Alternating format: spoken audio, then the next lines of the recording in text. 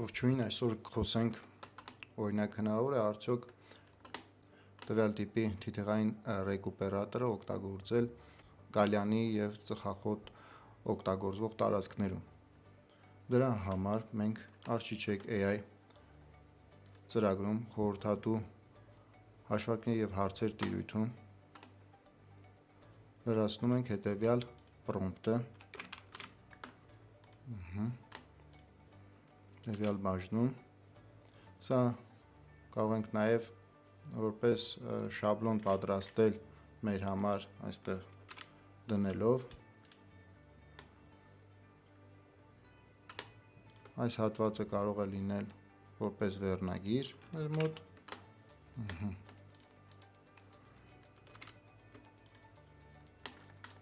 Մենք կարող ենք այս հատվածում, եթե ոչինչ չկա, գնում ենք հետևյալ վերնագրով հատվածը տեղադրում ենք, այսինքն ստեղ ինչ էր գրված, ռեկուպերատորի խաչաձև թիթեղները ինչ նյութից են արդյոք այս տեսակի ռեկուպերատորները վերաշրջանառություն չունեցող, կարող են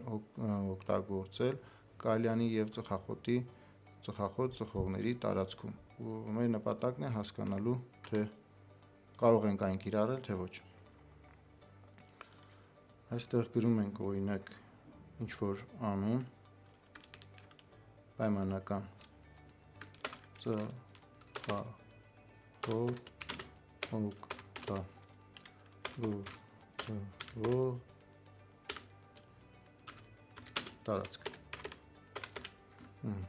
Այստեղ հասարակական շենք ենք նշում, հետևյալ հատվածում այն վերնագիրն էր, որը որ կա, այստեղ կցում ենք նորմը, որից պետք է օգտվենք, նորմից կարանք նշենք հասարակական շենքեր և շինություններ, ջրուցում օդափոխություն օդի լավորակումը, այստեղ կցում ենք այն տեխնիկական բնութագիրը, որը վերաբերվում է ռեկուպերատորին,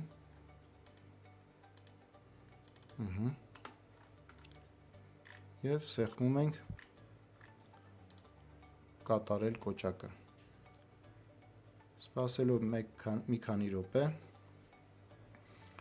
կտեսնենք արդյունքը, արդյոք կարող ենք օգտագործել, թե ոչ։ Արդյունքները հայտնվեցին, ուրեմն վերլուծություն և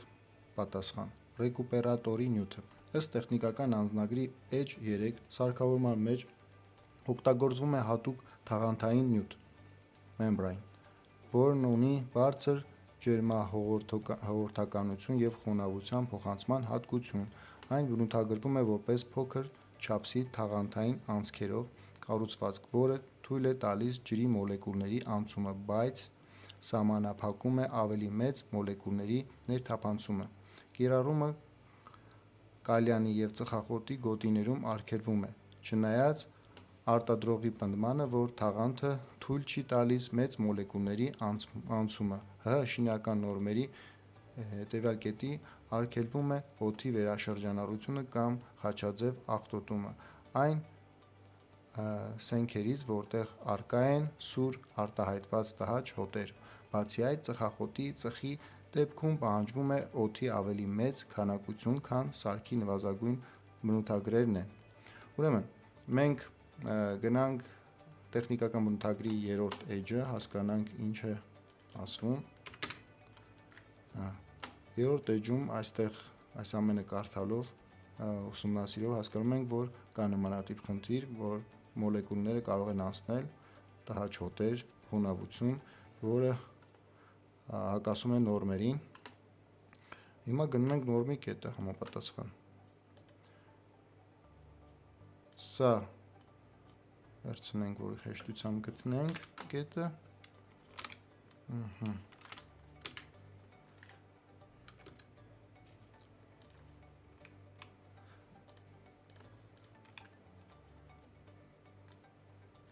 Ինչ է ասվում։ Օդի վերաշրջանառություն չի թույլատրվում սենքերից, որտեղ արտաքին օդի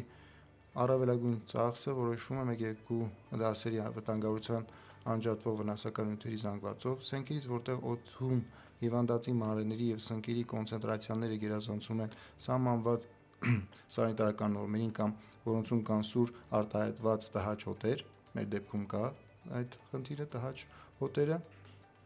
եւ այլն։ Այսինքն մեզ պարզ դարձավ, որ չի թույլատրվում ըստ տեխնիկական բնութագրում տեղգտած ինֆորմացիայի եւ նորմերի, հասկացանք, որ չի թույլատրվում նմանատիպ ռեկուպերատրի կիրառումը որպես էներգախնայող լուծում։ Այս հատվածում լրացուցիչ ինֆորմացիաներ են, որը տրված է մեր հարցման հետ զուգահեռ որպես պատասխան, սրանք չէին այն խնդիրները, որոնք մենք ուզում էինք հասկանալ, բայց ուղղակի թեթև ամփոփում, թե ինչ է այստեղ։ Օդի նվազագույն քանակի մասին է ինֆորմացիան, օդի քանակը գրասենյակային տարածքների համար, եթե ինքը կիրառվի գրասենյակային տարածքում, տհաճ հոտերով, սենքերի վերաշրջանության արգելքի մասին է այստեղ եւ ըստ հիշատակում մեկ այլ ձևաչափով, որ նա քանի որ սարքը հանդիսանում է հետևյալ էնթալպիայի փոխանակիչ, թաղանթի միջոցով հնարավոր է հոտերի մասնակի ներթափանցում արտահոսող օդից դեպի ներհոսող օդ, տանում է այն հղմանը, որին մենք անդրադարձանք, հետո ծխարանների մեխանիկական արտահոսի պահանջների մասին է այստեղ առհասարակ ասում, բացասական ճնշման ապահովման մասին ասում, որ առհասարակ այդտեղ պետք է իրականացնելուց օդափոխությունը իրականացնելիս ունենալ բացասական ճնշում, աղմուկի մակարդակի սահմանաչափման մասին է, սպասարկման դռների առկայության, օդի քանակի մասով այստեղ, եթե ինքը ընկալում է որպես հիվանդասենյակ որ լիներ, ֆիլտրացիայի աստիճան, թե ինչ աստիճանի ֆիլտրացիա պետք է ունենա, սարքը հրդեհային անվտանգության մասով է ինֆորմացիա ասում, որ օրինակ ինքը ինչ ջերմաստիճանային սահմաններում է այդ սարքը նախատեսված աշխատի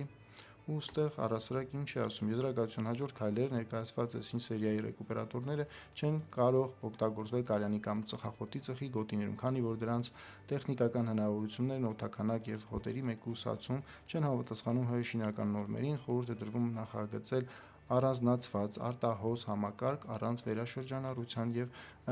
ջերմության փոխանակման թաղանթային եղանակի, որը կարող է հոտեր փոխանցել։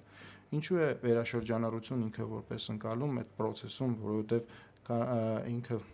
այդ թիթեղային ռեկուպերատորը խաչաձև որ կա, հնարավորություն է տալիս որոշակի հոտեր եւ մոլեկուլներ փոխանցվեն մի միջավայրից մեկ այլ միջավայր, այսինքն թիթեղի մյուս կողմից մյուս կողմ, որը դառնում է մոտավորապես վերաշրջանառության գաղափարին մոտ լուծում։